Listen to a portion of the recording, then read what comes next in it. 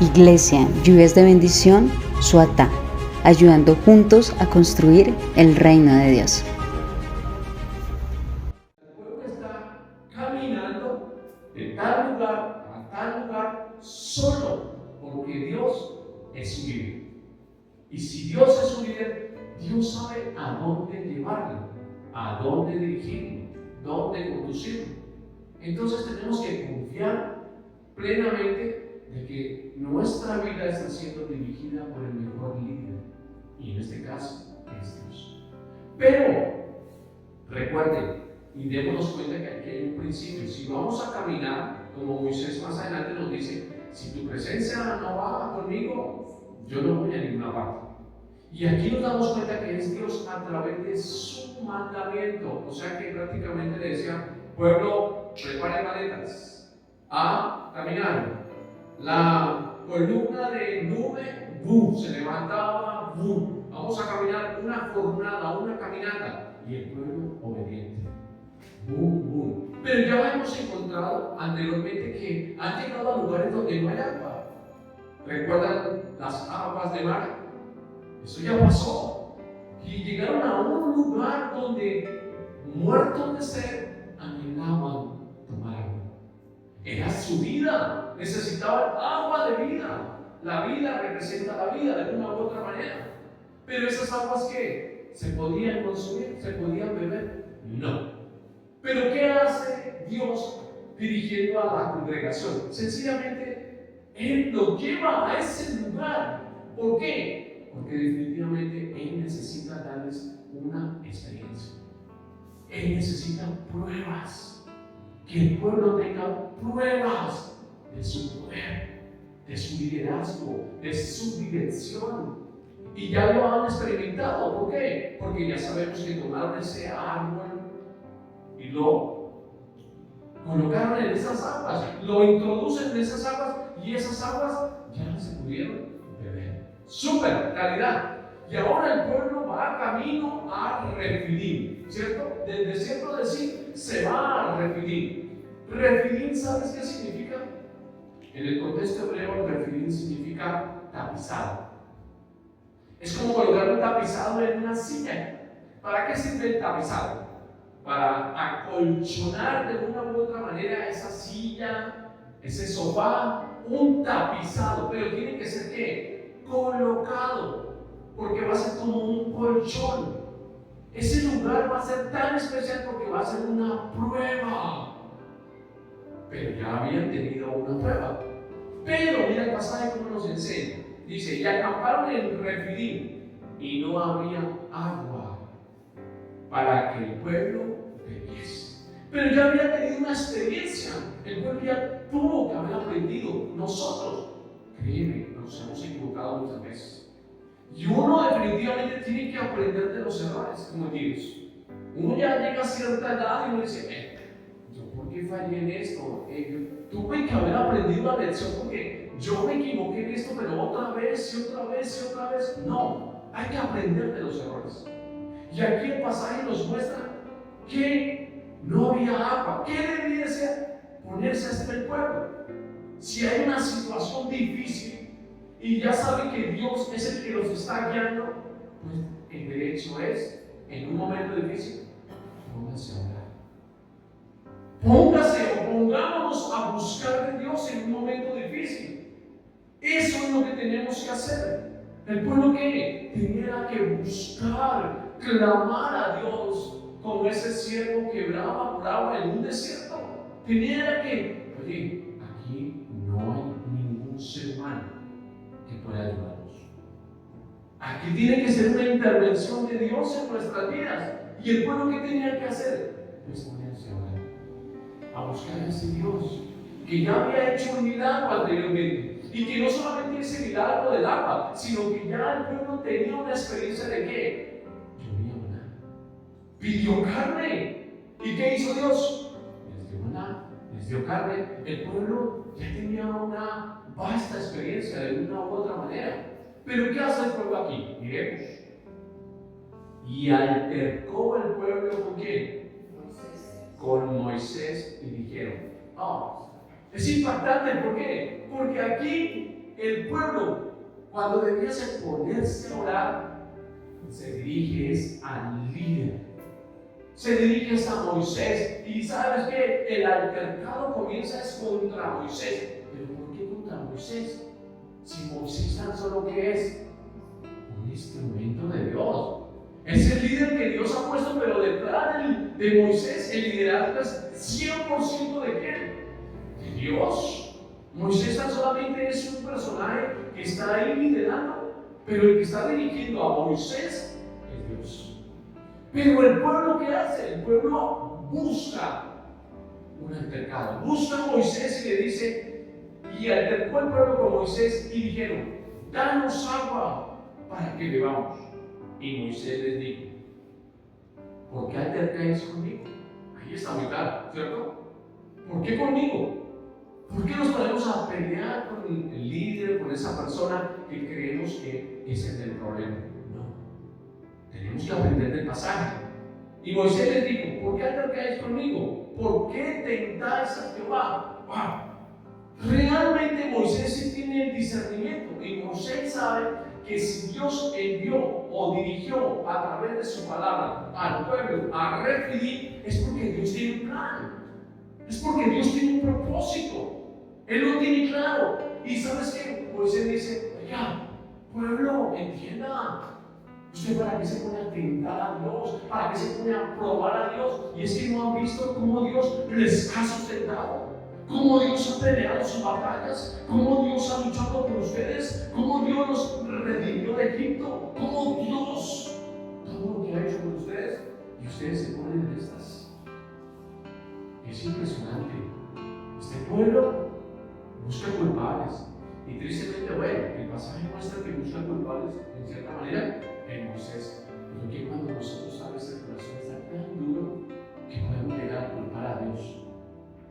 Pero Dios, ¿por qué hiciste? No, definitivamente no. Tenemos que aprender del pasaje. Mira lo que se dice. ¿Por qué tentáis a Jehová? Así que el pueblo tuvo allí sed y murmuró contra quién? Contra Moisés. Y dijo, ¿por qué nos hiciste subir de Egipto para matarnos de sed a nosotros, a nuestros hijos y a nuestros ganados? ¿Qué es esto? ¿Qué es esto que estamos pasando? Esto no tiene sentido. Esto no tiene ningún propósito. Mejor hubiese sido no haberte conocido. Mejor hubiese sido quedarme en Egipto. Mejor me muero en Egipto. Mejor me muero en el mundo. Estaba mejor allá. ¿Cierto? Eso es lo que está diciendo el pueblo de una u otra manera. No está valorando o no tiene la perspectiva de la redención, de la liberación de Egipto, de su gran poder, de su propósito, de su llamado. ¿Qué? El pueblo está perdido. ¿Sabes a quién hace alusión este pasaje? Cuando encontramos en Génesis capítulo 25. Busquen. Génesis capítulo 25. ¿Qué nos dice?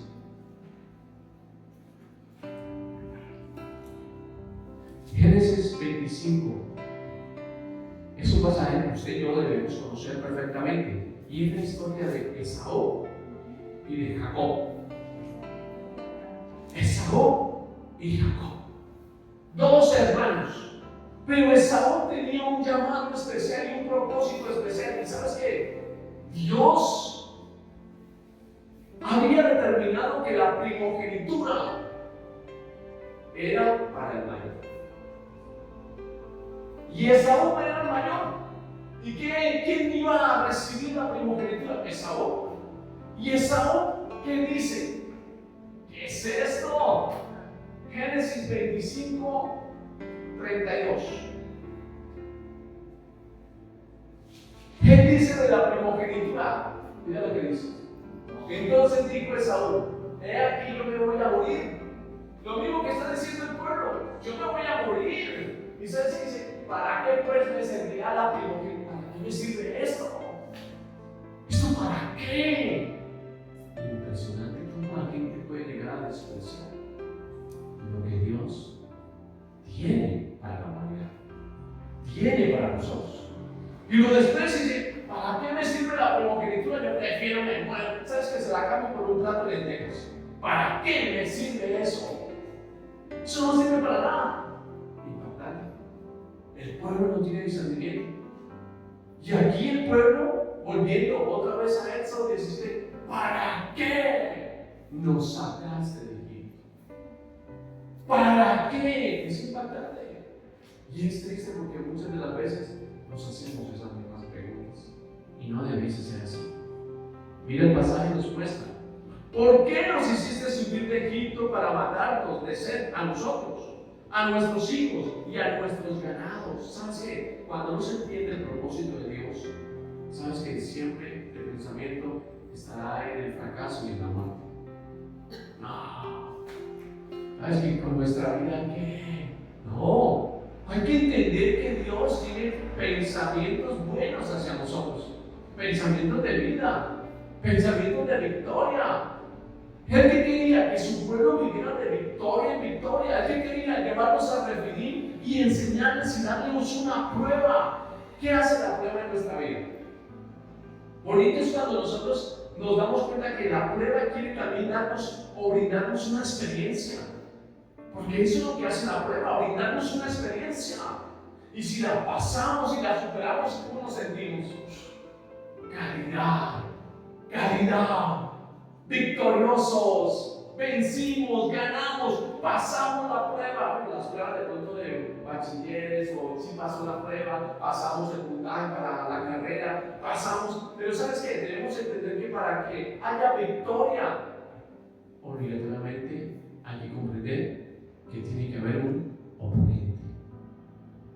Alguien que dice, no quiero que aprenda. No quiero que se supere. No quiero que entienda el propósito de Dios. No quiero. Y eso es lo que hace Esaú y los descendientes de Esaú. Por eso nos damos cuenta más adelante que Dios, queriendo que su pueblo ya había visto cómo Dios había respaldado, quería que en Refidim también pasaran la prueba. Y Dios permite pruebas en nuestra vida. A ver cómo las enfrentamos.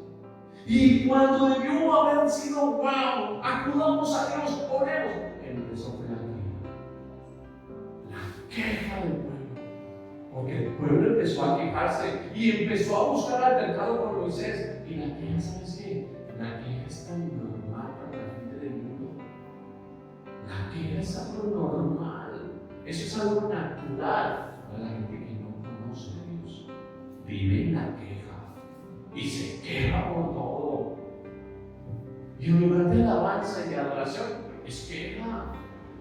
Queja por allí, queja por allá. No, tú y yo tenemos que aprender de la palabra de Dios. No vamos a quejarnos. ¿Qué debemos hacer? Pues correr a buscar de Dios. A orar, Señor. Y hemos visto qué hace Dios. Porque Dios para su pueblo, ¿sabes qué? Él tiene el poder de cumplir, de darnos de una manera que natural, pero también sobrenatural. Hemos visto el poder de Dios respaldando. Hemos visto Dios que, bueno, listo, Señor, necesito esto, necesito aquello. Y hemos visto la mano de Dios. Hemos visto cómo ha abierto puertas. Hemos visto el trabajo. Hemos visto allí la salud. Hemos visto una y otra cosa. Dios tiene el poder para hacerlo. Y el pueblo, ¿por qué no pasa la prueba? No se da cuenta de que hay un oponente, no se da cuenta de que hay un enemigo que quiere robar esa palabra. Y eso es lo que hace Esaú. Y los descendientes de Esaú son, más adelante vamos a ver, que es Amalek. Amalek. Y hay una batalla, y es una guerra que tenemos todos los días. La palabra de Dios nos enseña que tenemos que caminar de victoria en victoria y de triunfo en triunfo. Entonces preparémonos porque esto es una batalla. Todos los días es una guerra. Hay un enemigo que no quiere que conozcamos la verdad, que profundicemos en la verdad, que vivamos en esa palabra, que lo venzamos, que lo derrotemos todos los días. Eso no quiere el enemigo. El enemigo quiere derribarnos, detener los planes de Dios para nuestra vida. Acabas de escuchar una palabra de la Iglesia Lluvias de Bendición de Soatá. Esperamos haya bendecido tu vida y te impulse a seguir conectándote con la palabra de Dios. Bendiciones.